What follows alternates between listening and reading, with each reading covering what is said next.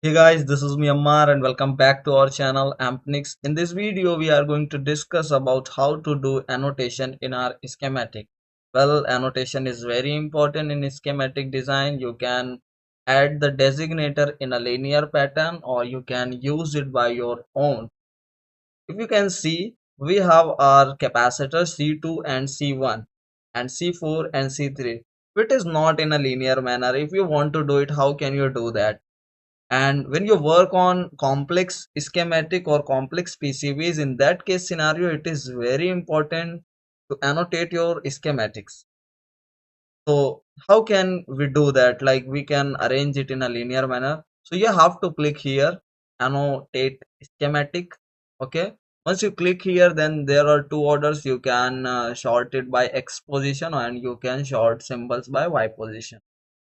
So this time I'm gonna keep it short symbols by X position, and in options I'm gonna reset the existing annotation. I will select this one, then I will just hit the annotate button, hit close.